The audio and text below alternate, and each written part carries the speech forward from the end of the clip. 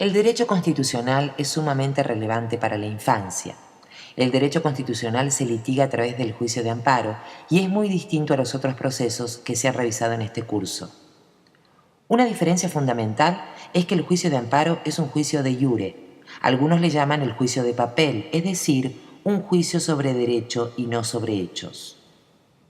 Esto es así porque el juicio de amparo no juzga hechos sucedidos entre ciudadanos, sino que juzga acciones de autoridades y si éstas se apegan o no a derecho. Usemos para esta presentación el ejemplo de un amparo presentado en contra de las acciones de un juez penal. El juicio de amparo no decide si una persona es inocente o culpable, pero sí puede determinar si el juez valoró bien o mal las pruebas. El amparo estudia las acciones del juez, cómo actuó y cómo razonó sus decisiones. Vigila que sus acciones no hayan violado los derechos de las personas a las que afectan. Esto significa que las partes en el juicio no son las mismas que aquellas del juicio penal donde sucedieron las cosas de las que se queja la demanda. Las partes en un juicio de amparo son el quejoso y el juez en contra de quien se presenta la demanda. Sin duda, lo que se resuelva en este juicio le interesa y afecta a todos los que están involucrados en el juicio penal de origen. Si el acusado gana un amparo que dice que el juez valoró mal las pruebas, esto afecta a la víctima. Por eso, las demás personas afectadas son parte del juicio de amparo de manera indirecta y se llaman terceros perjudicados.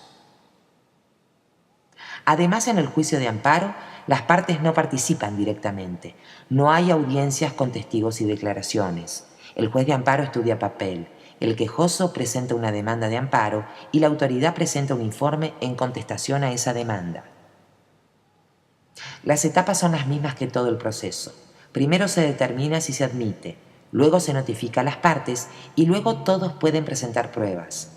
Como el juicio se trata de lo que hizo una autoridad y las autoridades siempre deben dejar un registro de lo que hacen, las pruebas casi siempre son de más papel. Una vez que el juez de amparo recibe todas las pruebas, las partes, incluyendo al tercero perjudicado, pueden presentar alegatos y de allí pasa a estudio y a sentencia. Como la sentencia no determina si alguien es culpable o inocente, las sentencias de amparo pueden resolverse en tres sentidos. Pueden confirmar el acto de autoridad, es decir, que considera que el juez actuó conforme a derecho. Lo pueden modificar, es decir, que considera que cierta parte de lo que decidió el juez es contrario a derecho, o lo puede revocar, es decir, que la decisión del juez es contraria a derecho.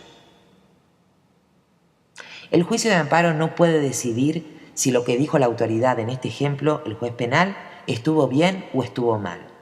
Solo puede decir si fue o no constitucional, es decir, el juez de amparo podría estar en desacuerdo con la decisión del juez penal, pero a la vez constatar que su actuación estuvo bien a la luz de la interpretación constitucional. Intentemos aclarar. Todas las leyes deben ser generales, es decir, deben servir para todos. No puede haber leyes que solo aplican para una persona. Sin embargo, la realidad está llena de diferencias y distintas situaciones. Es imposible que una ley literalmente nombre todos los escenarios posibles.